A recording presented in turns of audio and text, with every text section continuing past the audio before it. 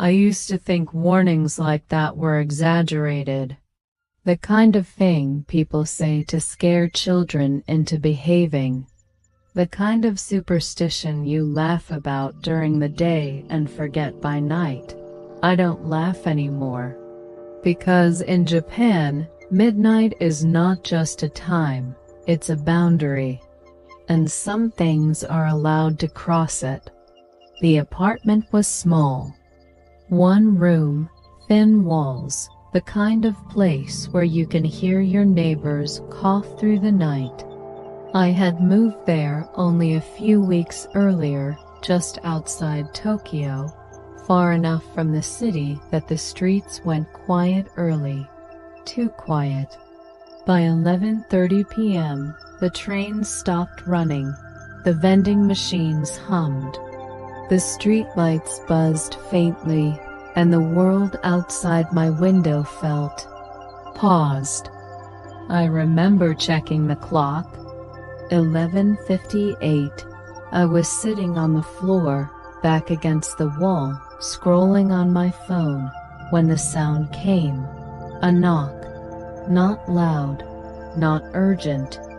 Just 3 soft taps on my door. I froze. No one knocks after midnight in Japan. If you need something, you call first. If it's an emergency, the police come. And if it's nothing important, you wait until morning. The clock changed. 12 a.m.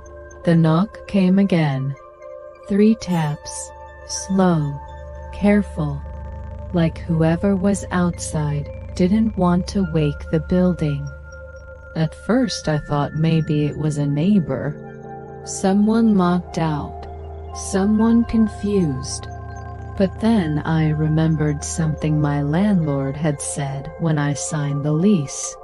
He smiled politely, slid the key across the table, and said casually, "After midnight, don't open the door unless you are expecting someone."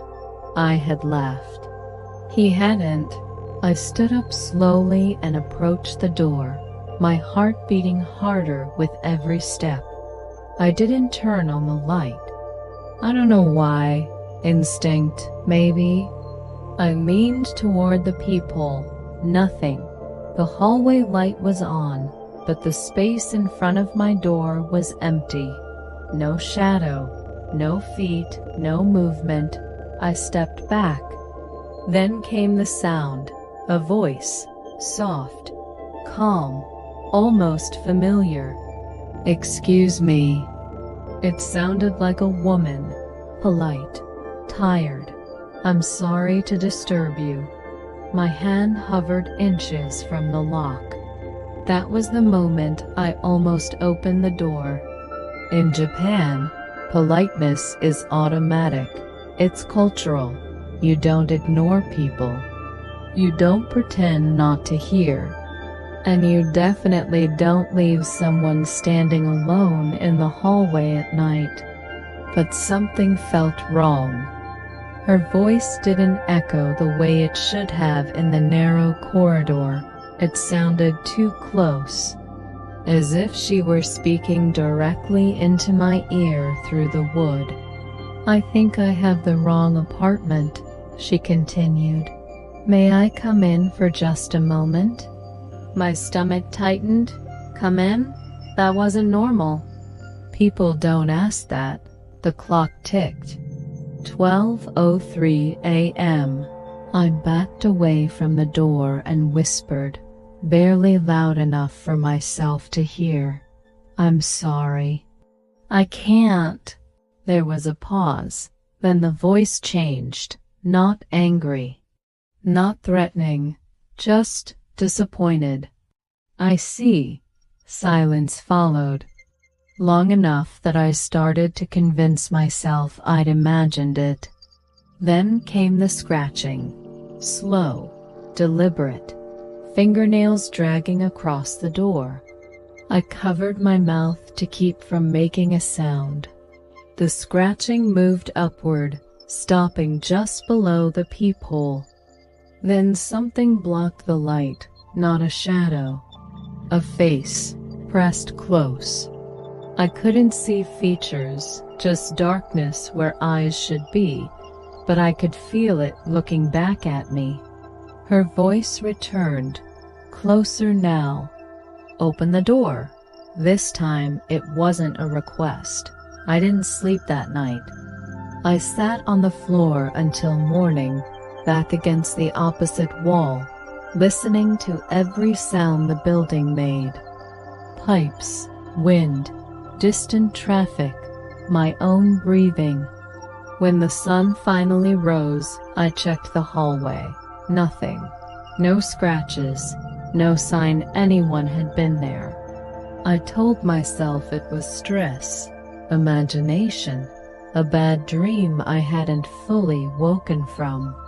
Until I asked my neighbor, an elderly woman who had lived there for decades.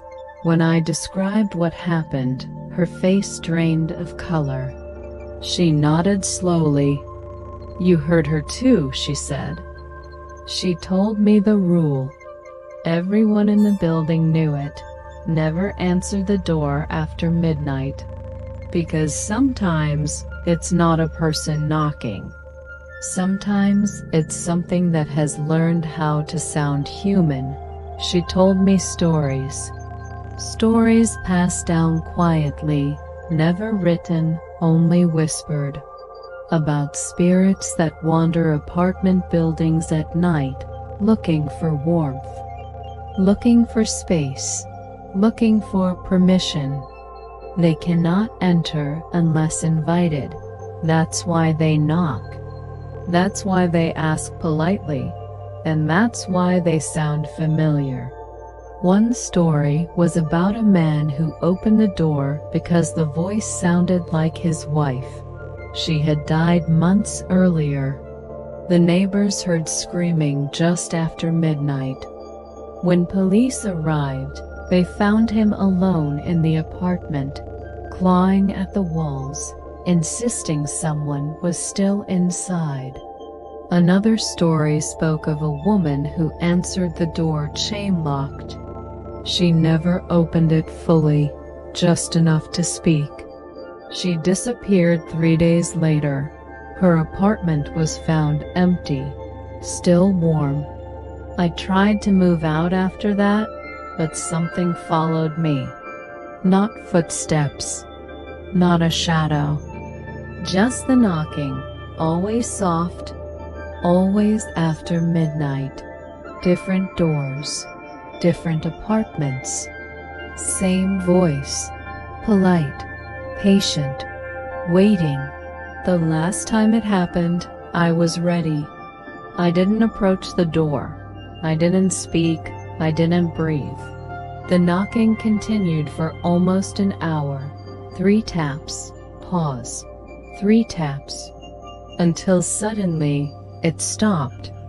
And from the other side of the door, I heard something new. Breathing. Not hers. Mine. Perfectly mimicked. I moved out the next day. Left the city. Left the country.